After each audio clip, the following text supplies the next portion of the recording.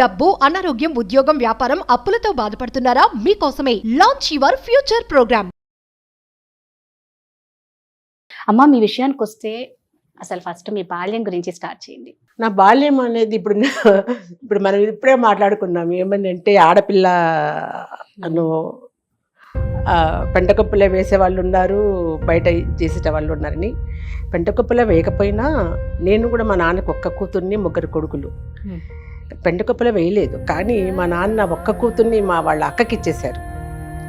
ఉండేది ఒక్కటే కూతురు కదా, ముగ్గురు కొడుకులు కదా అనేది వాళ్ళు అడుగుతూనే ముందు నన్ను సంతోషంగా మా అత్తగారికి, మా మేనత్తకి ఇచ్చేశారంట. తర్వాత నాకు కొంచెం అంటే పెరుగుతున్నప్పుడు కొద్దిగా అమ్మా నాన్నల దగ్గర ఉండాలి అనేది ఒక ఉంటుంది కదా ఎవరికైనా. అప్పుడు ఎంతమందితో ఉన్నా అమ్మ ఒళ్ళో ఉండటం వేరే, అమ్మ దగ్గర పెరగటం వేరే. అది బీదరాలైనా ధనవంతురాలైనా అమ్మతో ఉండాలనుకుంటాం. అంటే మా మేనత్త నన్ను చాలా బాగా చూశారు, అయినా అమ్మను నేను కోల్పోయాను, దూరం అయిపోయాను అమ్మకు. అంటే అమ్మ ఉంది, నాన్న ఉన్నారు, అందరూ ఉన్నారు, అమ్మమ్మ తాతలు అంతా ఉన్నా కూడా నాన్న నన్ను మా మేనత్తకి ఇచ్చేసారు. ఆడపిల్ల పైగా కొంచెం ఆవిడ ఏదో వాళ్ళకు కొంచెం ఆస్తులు అవి ఉన్నాయి, ఆవిడేమో నాకు ఆడపిల్లే కావాలి అని అంటే మా నాన్న ఇచ్చేశారు.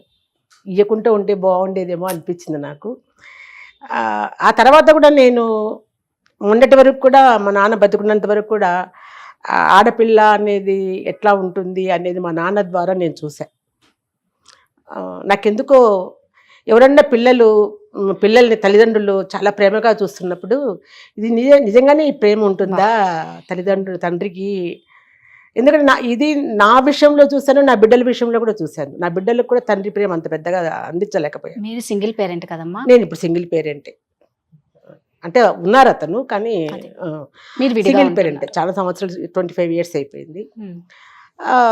వాళ్ళకు కూడా అంత ప్రేమ అందినప్పుడు అంటే నాకు దగ్గరగా నా కళ్ళకు నా ఇదిగా ప్రేమగా చూసే తండ్రుల్ని తక్కువ మందిని చూశాను నేను. అది కూడా నాకు నిలబడిపోయింది మనసులో. కానీ కూతురుగా, కన్న కూతురిగా నేను వాళ్ళకి దూరంగా పెరిగిన లాస్ట్ వరకు నాన్నకు తోడు నింది నేనే, ఏ కొడుకులు లేరు. అందుకే కంటే కూతురునే కనాలని కూడా ఊరికే అన్నారు కదా. ఆడపిల్లకు ఉన్నంత అభిమానము, ప్రేమ ఎవరు ఎంత కష్టపెట్టినా కూడా, ఎవరైనా కదా, తల్లిదండ్రులనే కాదు, భర్త కష్టపెట్టినా, తల్లిదండ్రులు కష్టపెట్టినా, బిడ్డలు కష్టపెట్టినా ఎంతో ఓర్చుకునేది ఒక తల్లి, ఆడది, అంతే. అది ఎంతమందికి అర్థమవుతుంది చెప్పండి. అలా పెరిగాను నేను. అదే తల్లిదండ్రుల దగ్గర లేకుండా మేనత్త దగ్గర, మామ దగ్గర పెరిగాను. బాల్యం కానీ వాళ్ళు చాలా బాగా చూశారు. తల్లిదండ్రుల కంటే కూడా ఎక్కువ చూశారు నన్ను. పెంచారు, పెద్ద చేశారు, చదివించారు. 10వ తరగతి వరకు నేను, అంటే మాది రాయలసీమ, కడప దగ్గర ఎర్రగుంట్ల అని ఒక పల్లెటూరు అన్నమాట. అక్కడే చదువుకున్నా 10th class వరకు. చదివిన తర్వాత నేను మళ్ళీ పెళ్ళి అయితే, నా 10th class అంటే 15 years అప్పుడు మ్యారేజ్ చేసేసారు నాకు. మా ఇళ్ళల్లో అంతా చాలా చిన్న వయసులోనే పెళ్ళిళ్ళు జరగడము చేసేస్తారు. అమ్మకు కూడా 13 yearsలో అయ్యింది అట్లా అనమాట. అట్లా నాకు కూడా 15వ సంవత్సరం పెళ్లి చేశారు. 10 పాస్ అయ్యాను, పెళ్ళి అయింది. నేను పెరిగిన వాతావరణంలో మా మేనత్త, మామ, ఆవిడ కూడా కొంచెం భర్తతో కష్టాలు పడ్డారు. అంటే ఆయన ఇంట్లో తక్కువ ఉండేవారు అనమాట. సో అత్త నేనే ఎక్కువ ఉండేవాళ్ళము.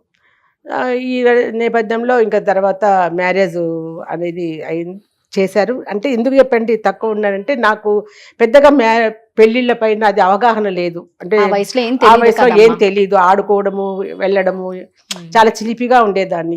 అల్లరి ఎక్కువ, విపరీతమైన అల్లరి అనమాట. వీధిలో అందరితో కొట్లాటలు, గొడవలు. వాళ్ళు కూడా ఇంటి మీదకి వచ్చేసేవాళ్ళు. ఇంటి మీదకి వచ్చినా సరే నేనే ఎదుర్కొనేదాన్ని అన్నమాట. అలా అల్లరి ఎక్కువ ఉండింది. అట్లా అల్లరిగా, అంటే పల్లెటూరు కాబట్టి కొంచెం ఒక ఆప్యాయతలు, ప్రేమలు కూడా ఉంటాయి. అది పెద్ద సీరియస్గా తీసుకోరు. కాకపోతే అల్లరి పిల్ల అనేది బాగా పడిపోయింది నాకు.